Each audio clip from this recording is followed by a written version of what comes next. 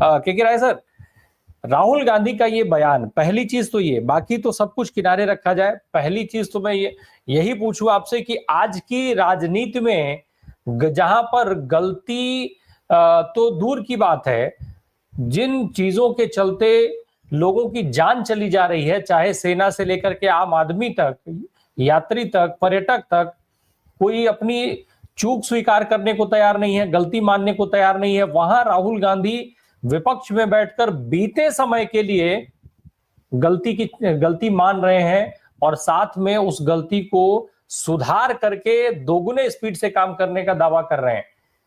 ये सियासत की चूक को स्वीकार करना, सियासत में गलती को स्वीकार करना कितना सही कदम है?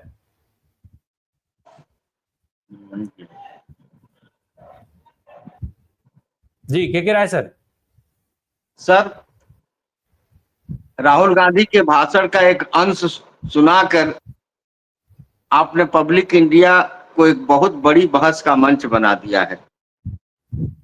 इसमें कोई दो राय नहीं कि राहुल गांधी की बात 100% सही है कि उन्होंने आज गलती स्वीकार की और वो उसमें सुधार लाने के लिए रास्ता बना रहे हैं। लेकिन इसी के साथ जुड़ा हुआ सवाल है कि राहुल गांधी ने तो गलती स्वीकार की, कांग्रेस पार्टी अपनी गलती कब स्वीकार करेगी? जो आज की कांग्रेस है,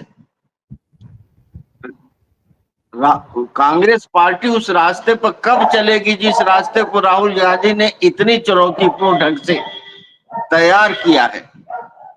राहुल गांधी पिछले कई वर्षों से, जिसके चलते उन्होंने उत्तर प्रदेश के इतिहास का चुनावी गणित ही पलट दिया, और जिसके चलते राहुल गांधी के उस अभियान के चलते यह मंसूबा ही ध्वस्त हो गया नरेंद्र मोदी का कि वो 400 पार करेंगे और उनको सामान्य बहुमत नहीं मिल पाई है। उत्तर प्रदेश में राहुल गांधी का एकल प्रयास था जो इंडिया गठबंधन के मंच से उन्होंने किया।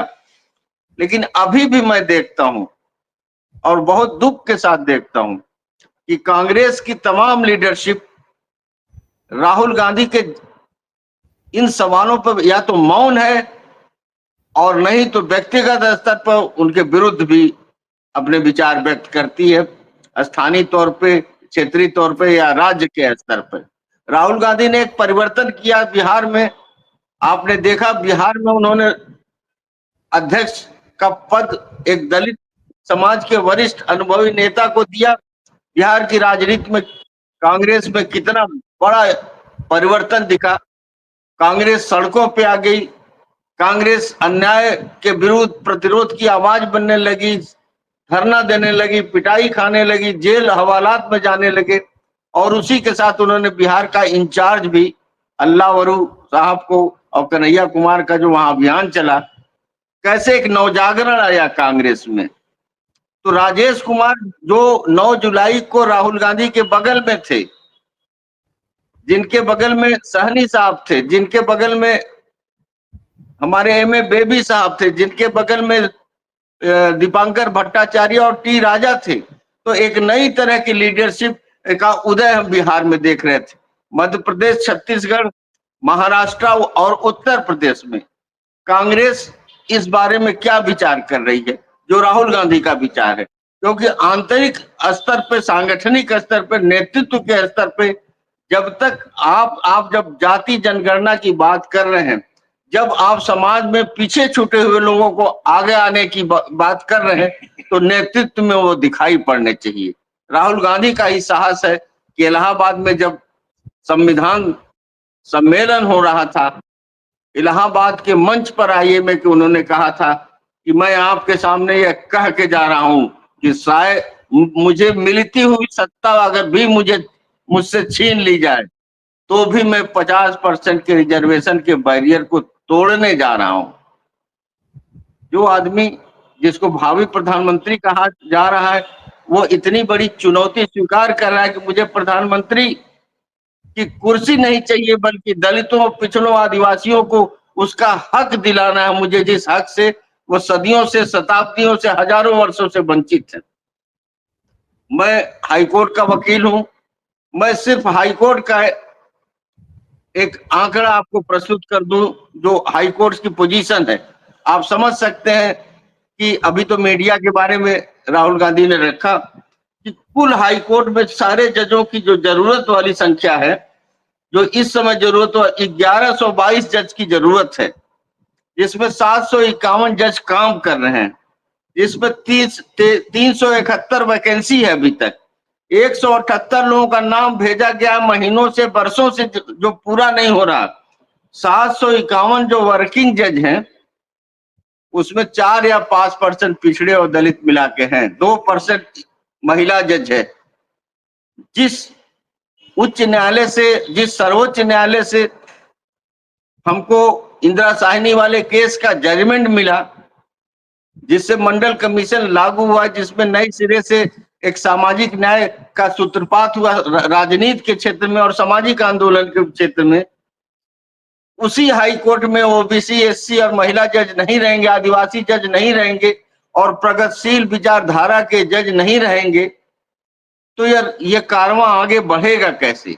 और ये जज इसलिए नहीं है, और ये सारी वैकेंसी जो 371 वैकेंसी में जो 171 का प्रपोजल रोका गया है, वो सिर्फ इसलिए रोका गया है कि ये जिन लोगों के नाम गए हैं और जिनकी आईबी इंक्वायरी करा रही है, उसके अनुसार वो आरएसएस के विचारधारा से सहमत लोग नहीं, उनके अनुसार वो वर्णवादी, मनुवादी और जातिवादी व्यवस्था के पोषक लोग नहीं है, उनके अनुसार वो डेमोक्रेटिक लोग हैं जो भारत में सेकुलर संविधान का के हिमायत करते हैं।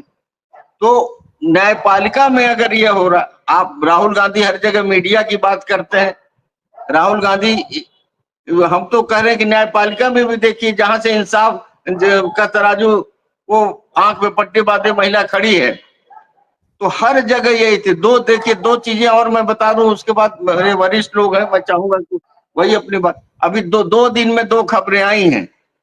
एक तो आज जो है एक रेलवे का रिजल्ट आया है, उस रिजल्ट का मैं आपको बता दूं, उसका कट ऑफ डेट क्या है। रेलवे के रिजल्ट में जनरल की मेरिट 93 गई है और ओबीसी की मेरिट 96 चली गई है। ये कौन सा रिजर्वेशन पॉलिसी है लागू कर रहे हैं कि जनरल के लड़के कम अंक प्राप्त करके और चयनित हो जा रहे हैं, और ओबीसी को चयनित होने के लिए उनसे ज्यादा अंक प्राप्त करना पड़ रहा। दूसरी खबर यह है, क्योंकि आरक्षण का जो की बहस है उसका विस्तार बहुत है कि 69,000 सरकारी स्कूल बंद किए गए हैं देश में। उत्तर प्रदेश में आप जानते हैं कि 5,000 स्कूलों का क्लोजर हो गया है। प्राइमरी स्कूल और सरकारी स्कूल में पढ़ता कौन है? मैं सभी प्रबुद्ध जनों के सामने यह प्रश्न रख रहा हूं। गांव का लड़का, गरीब का लड़का, दलित पिछले वर्ग का लड़का पढ़ता, मिड डे मील खाने की लालच में 50% लड़के जा रहे हैं। और इस देश की जितनी मेधा है, चाहे राजनीति में हो, चाहे दर्शन में हो, चाहे विज्ञान में हो, चाहे खगोल शास्त्र में हो, इसमें 90% वही लड़के हैं जिनकी जीवनी आप पता लगाइएगा तो सब प्राइमरी स्कूलों की शिक्षा प्राप्त करके उच्च शिक्षा की तरफ गए।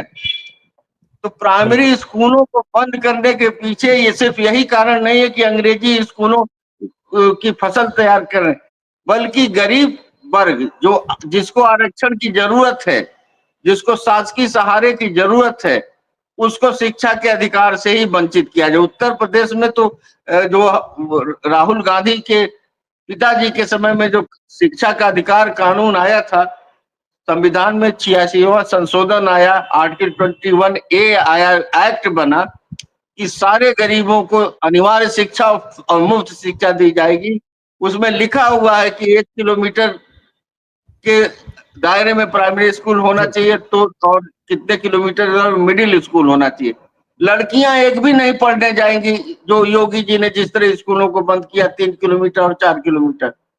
तो ये जो आरक्षण का सवाल, जाति जनगणना का सवाल, भागीदारी का सवाल और सामाजिक न्याय का सवाल को बुनियाद से देखेंगे तो जब जो बच्चा पहले दिन बस्ता लेकर पटरी लेकर जाता है, वहां से रास्ता रोका जा रहा है। और नौकरी की का आलम यह है, जी जी, अपनी बात पूरी करिए। अगर अगर अनुमति दे तो एक नौकरी का आलम यह है कि ज्यादातर वैकेंसीज खत्म की गई हैं। यूनिवर्सिटीज में, मेडिकल कॉलेज में, सारे संस्थाओं में संविदा पर लोग नौकरी पा रहे हैं जिसमें आरक्षण होता ही नहीं।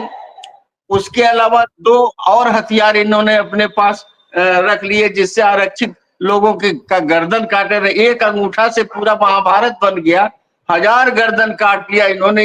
N not found suitable, NFS, पिछड़े वर्ग का आदमी, चाहे यूनिवर्सिटी में विभाग का अध्यक्ष, चाहे वो सहायक प्रोफेसर, चाहे प्रोफेसर के लिए हो, वो सब कुछ उसका सही है लक्ष्मण यादव की तरह, लेकिन रिजल्ट आएगा नॉट फाउंड सुटेबल। और इस तरह से आरक्षित वर्ग के उस प्रतिभा का गला घोट रहे हैं, आरक्षण नहीं लागू हो रहा है। दूसरा सर एक और है, दूसरा लैटरल एंट्री, IAS की और तमाम विभाग के महत्वपूर्ण पदों पर लैटरल एंट्री के जरिए पूंजीपतियों और विदेश में पढ़े हुए साहबजादों के लड़कों के ज्वाइंट सेक्रेटरी पोस्ट पर सीधे अपॉइंटमेंट हो रहा है जिसमें कोई आरक्षण नहीं लागू है। ये सारी स्थितियां हैं। मैं राहुल गांधी जी से इस मंच के माध्यम से यही कहूंगा कि कांग्रेस पार्टी का पूरा ओवरहॉलिंग करें।